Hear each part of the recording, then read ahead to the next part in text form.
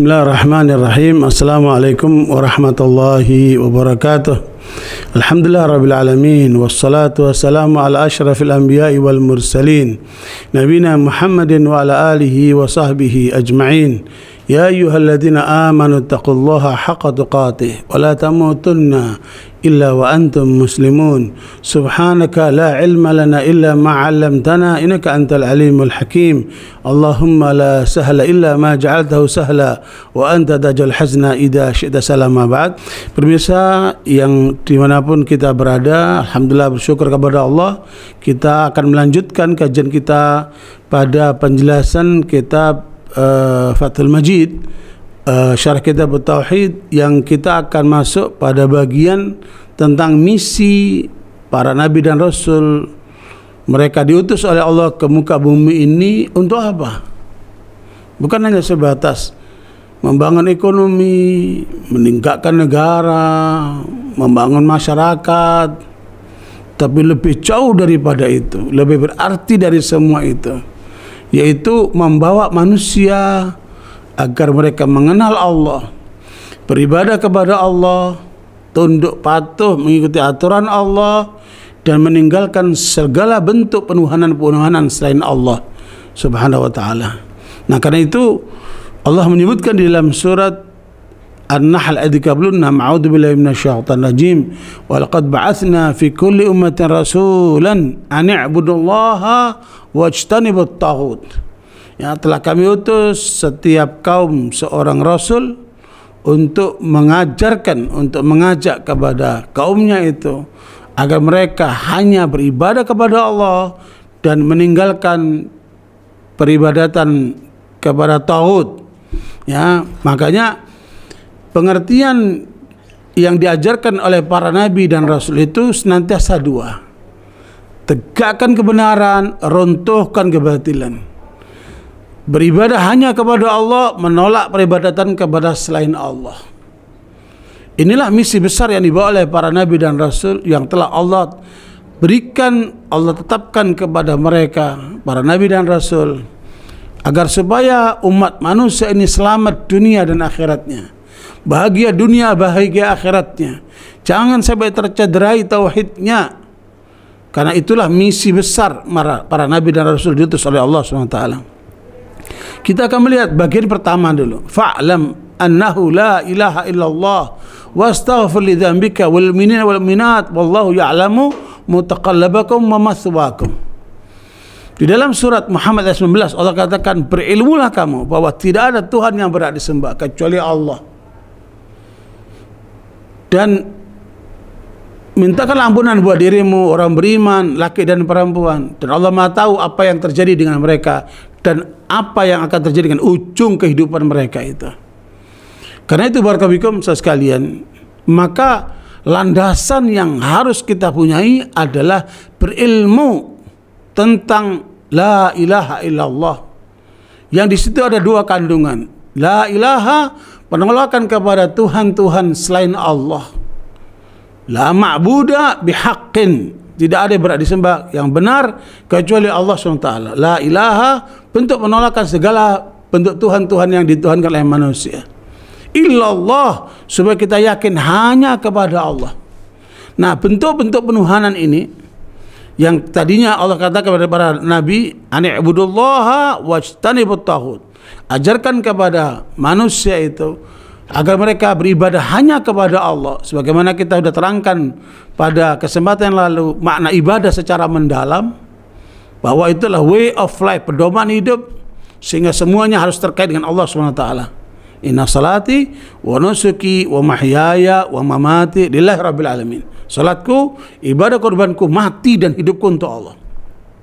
Dan jangan dipersembahkan kepada Tuhan-Tuhan lain selain Allah. Nah, di Al-Quran itu ada 4 jenis Tuhan-Tuhan yang dituhankan oleh manusia yang harus kita hindari.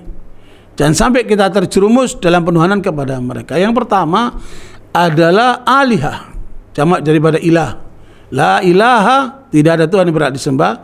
Ilah ini jamaknya adalah alihah. Bisa dia asnam, bisa juga authan. Ya, sembahan-sembahan selain Allah itu bisa nampak, bisa tidak nampak. yang Allah SWT menyebutkan tentang Nabi Ibrahim, ayat ke-74 surat Al-An'am, ketika Ibrahim berbicara kepada ayahnya, wa idh qala Ibrahimu li abihi Azar atatakhidu asnaman alihah.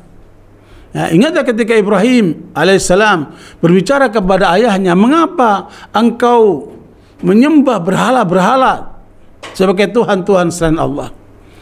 Alihah inilah yang sekarang banyak menjadi berhala-berhala disembah oleh umat manusia barat maupun timur. Ini harus kita tolak.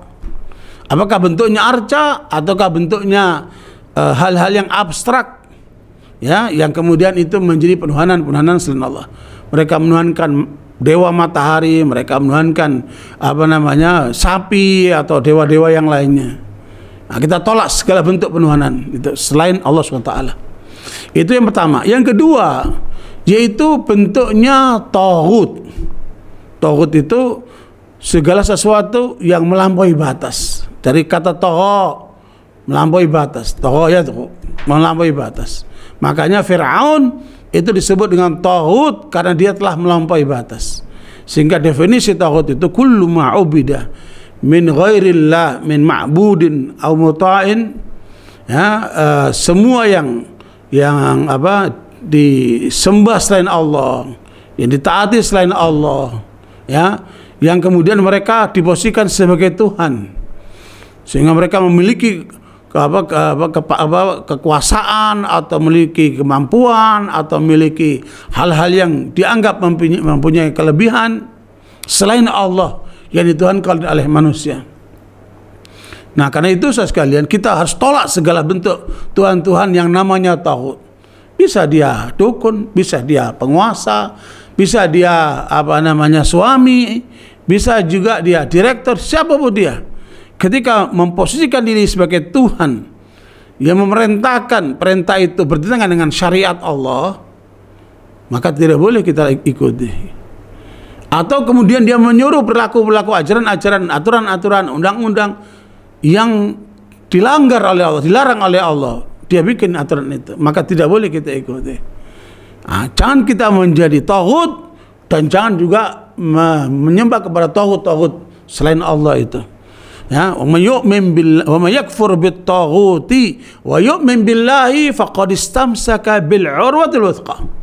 Siapa yang ingkar kepada taghut dan beriman hanya kepada Allah, maka dialah orang yang berpegang dengan tali Allah, la ilaha illallah. Yang kedua. Yang ketiga, yang disembah oleh manusia itu adalah arbab, dari Rabb. Yang di dalam surat At-Taubah 31 Allah sebutkan ittakhadu ahbarahum wa ruhbanahum arbaban min dunillah. Ya, banyak manusia yang menuhankan rahbi-rahbi mereka, pendeta-pendeta mereka, tuhan-tuhan selain Allah. Ya, dan ini pernah ditanyakan kepada Rasulullah oleh Adi bin Hatim, mantan pendeta ini. Pada saat dia datang menghadap Nabi itu, dia pakai salib. Nabi mengatakan, da'angka hadzal watsan, lepaskan berhala yang ada di lehermu itu. Nabi menyebutkan salib itu sebagai berhala. Kemudian Ali bin Hatim mengatakan, ya Rasulullah, dulu kami ketika masih dalam Kristen, kami tidak pernah menyembah pendeta-pendeta kami, pastor-pastor kami, ahli agama kami. Kok ada ayat seperti ini? Maka Nabi menjelaskan kepada Ali bin Hatim radhiyallahu anhu bahwa bukankah mereka telah menghalalkan diharamkan oleh Allah, atau mengharamkan dihalalkan oleh Allah. Jadi menghalalkan diharamkan oleh Allah dan mengharamkan dihalalkan oleh Allah. Jadi menghalalkan yang diharamkan oleh Allah, yang kemudian atau mengharamkan dihalalkan oleh Allah, sebaliknya.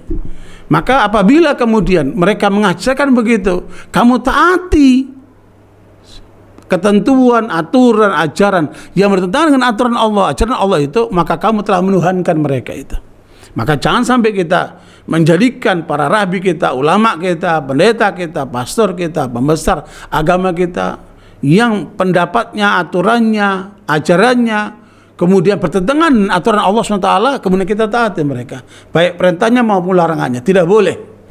Justru kita taat total kepada Allah dan Rasulnya, karena itu merupakan satu ketetapan. Ya, ya ayyuhalladzina amanu atii'u Allah wa atii'ur rasulah wa ulil amri minkum. Wahai orang beriman, taatlah kepada Allah, taatlah kepada Rasulullah mutlak, tetapi taat kepada pemimpin kalian tidak mutlak bersyarat selama mereka taat kepada Allah dan Rasulnya. Nah, karena itu jangan sampai kita menuhankan manusia-manusia selain Allah yang karena mereka memiliki ilmu dan sebagainya itu. Adapun yang keempat yang disebut dengan andad dalam surat Al-Baqarah ayat 165 Allah menyebutkan wa minan nasi may yattakhidhu min dunillahi andadan yuhibbunahum ka hubbillah walladzina amanu ashaddu hubban lillah. Ya, Allah mengatakan di antara manusia ada orang-orang yang menjadikan tandingan-tandingannya, mereka cintai tandingan-tandingan itu sama cintanya kepada Allah.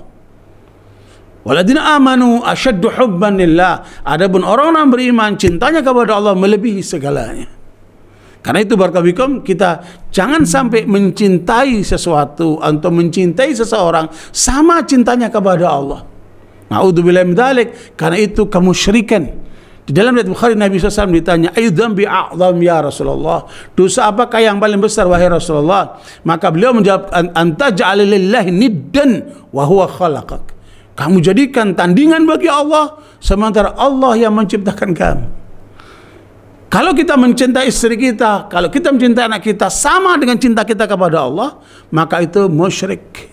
Itu ayatnya Surah Al-Baqarah 165. Makanya jangan sampai kita lakukan itu. Waladina amanu asyaddu hubban lillah. Adapun orang beriman cintanya kepada Allah melebihi segala-galanya.